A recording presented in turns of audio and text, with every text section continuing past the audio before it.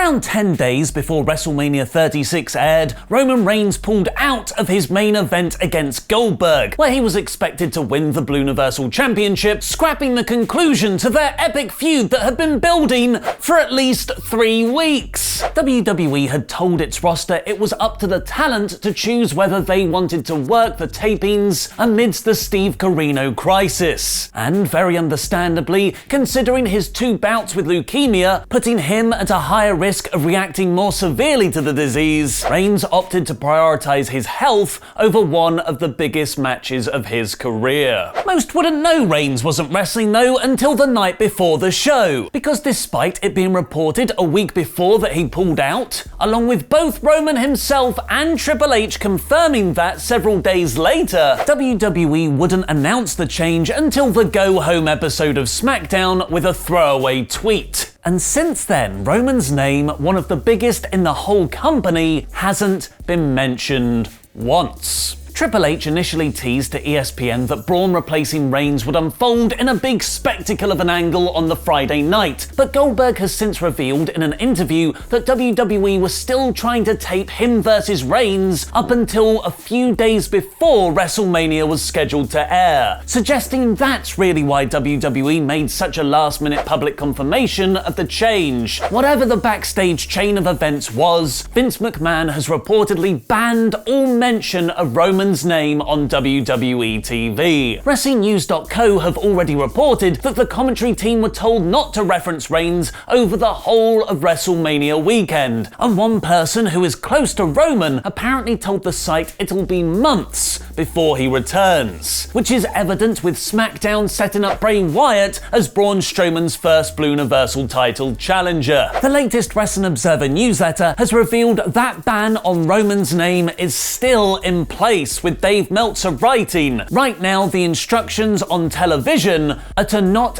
ever mention Reigns." It's unknown whether this is just because Vince McMahon has decided to ignore the whole situation rather than explain his absence to fans, which is totally fitting in the company's past behavior, or that there's now some form of backstage hate on Roman from Vince and WWE higher-ups for pulling out of WrestleMania and then not coming back, which has also happened loads in the past. What do you think is going on behind the scenes? Let me know in the comments down below, because I'll be replying to people from out of quarantine. WWE's treatment of Roman's sudden absence on TV is just one of the many scandals around the company right now, which also includes controversially being deemed an essential business, prioritizing TV contracts over staff health, and, of course, releasing a reported 40% of its workforce when those people need security more than ever. PW Insider is now adding several more NXT names to the list of wrestlers and on-air talent that were released on Wednesday, including Mae Young Classic competitor and occasional NXT TV wrestler Tainari Conti, former NFL player Tino Sabatelli, who was signed to developmental in 2014, Brazilian Cesar Bononi, signed back in 2015, and Chinese recruit Mars Wang, who joined in 2018.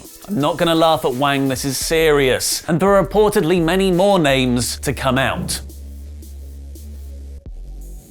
Thanks for your support on Patreon, the British Bulldog Philip Boy J. Smith Jr. Conti is an interesting case, as she reportedly walked out on NXT earlier this year over a contract dispute. She even worked this into her gimmick, wearing a released t-shirt at live events. Sean Ross Sapp has tweeted that she wasn't actually released yesterday when PW Insider reported it, but more likely on Wednesday along with the other firings, but it's only just come out now. Like NXT wrestler Nick Ogarelli, who's revealed he's also been released on Twitter. Unlike released main roster talent though, who have 90-day non-compete clauses, Fightful is reporting the let go NXT talent are free to do what they want after just 30 days, which would be helpful if there were actually any wrestling shows to, you know, actually wrestle on right now, because even WWE seem to finally be realizing they can't proceed with their recklessly dangerous live schedule. The original plan was for WWE to bulk tape a month's worth of TV in advance, taking them up until May 10th's Money in the Bank pay-per-view. This suddenly changed on Friday, amidst reports that McMahon was scared pre-recorded shows would violate WWE's TV contracts, and reverted to their pre-apocalypse 3 times a week going live schedule, creating creating significantly more travel for wrestlers and crew, and thus exponentially increasing the risk of contracting Steve Corino. Thankfully, WWE appear to have seen sense. As Pro Wrestling Sheet is reporting next week, we'll see Raw, NXT, and SmackDown air live, but then they'll start bulk taping the next 2 weeks of content over the weekend. They'll then move ahead, pre-recording a fortnight's worth of TV twice a month through to the 1st of July, implying both Fox and the USA Network have assured McMahon they won't restructure their deals. And apparently this already includes taping content for WWE's latest mad plan, turning the Money in the Bank pay-per-view into Die Hard. I never knew I wanted to say that sentence so bad. WWE revealed on last night's SmackDown that the 2 Money in the Bank ladder matches at this year's show will take place not in the Performance Center, but at WWE HQ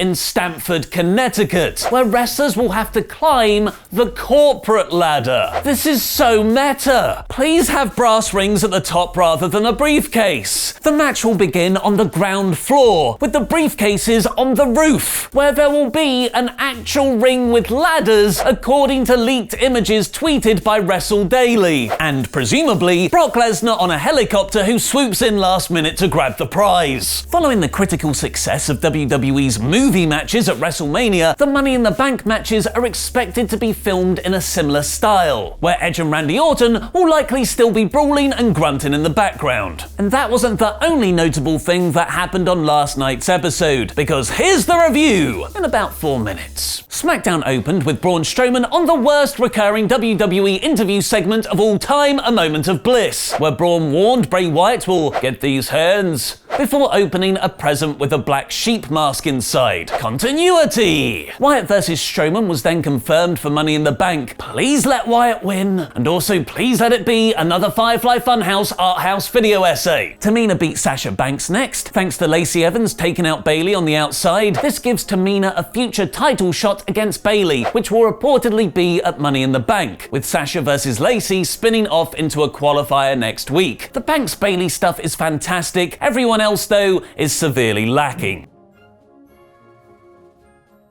Sheamus beat up Denzel Dejournette before starting a feud with Jeff Hardy via shouting at the commentators. Frankentine, Carmella and Dana Brooke are already teasing breaking up after just 1 week together, because Brooke is focusing on her qualifier match against Naomi instead of their women's tag title match next week, which is totally reasonable. And it worked, with Dana winning with a roll-up. Then we got the Money in the Bank Bank Harder announcement, and then wouldn't you believe it, an underutilized person on the roster showed they're actually incredible on the mic. In one of the best promos of the year so far, Sonya Deville explained why she tried to break up Mandy Rose and Otis, before going full Cruella Deville heel, calling Mandy the most selfish person she's ever met, how she was always blurred in their entrances, how they came out to Mandy's music, how they were giving out Mandy's magazines. Mandy! When Sonya was fighting and clawing just to be seen next to her. It was a brilliant promo and unveiled yet another deep layer to this surprisingly complex soap opera storyline, which was added to even more when Dolph Ziggler showed babyface traits in trying to get Mandy back. Mandy! So of course the writer responsible for the whole thing, Andrea Lissenberger, was one of those let go on Wednesday. After a typically excellent and poignant video package remembering Howard Finkel and a rather cool promo package for the Forgotten Sons, Daniel Bryan beat Cesaro in an awesome Money in the Bank qualifier, thanks to Drew Gulak taking out Nakamura. But the most interesting part of the match was the return of the hacker that exposed Sonya's secrets, saying we've heard all the lies, when will we hear the truth? Before showing clips of the Usos, Alexa Bliss and Nikki Cross, Kofi and Big E, Bayley and Sasha Banks, and Miz and Morrison, teasing a tag team is breaking up. Are we going to finally see the truth behind Alexa manipulating Nikki? Is Bayley turning on Banks? Big E heel turn finally confirmed. SmackDown has really come into its own with interconnected, intriguing storylines. Unfortunately, one of those is still Elias versus Baron Corbin, with them brawling for ages backstage. So that feud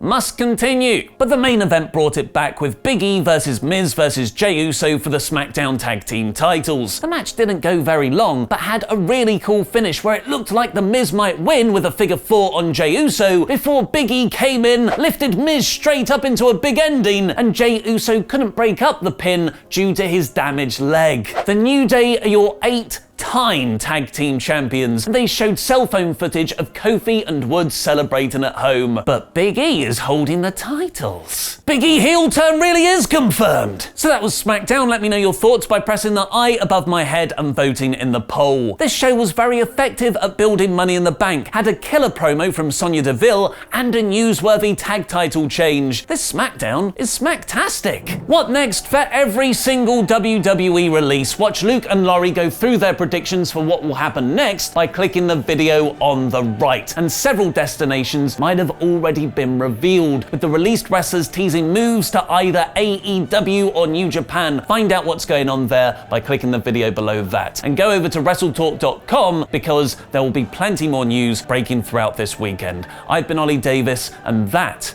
was wrestling.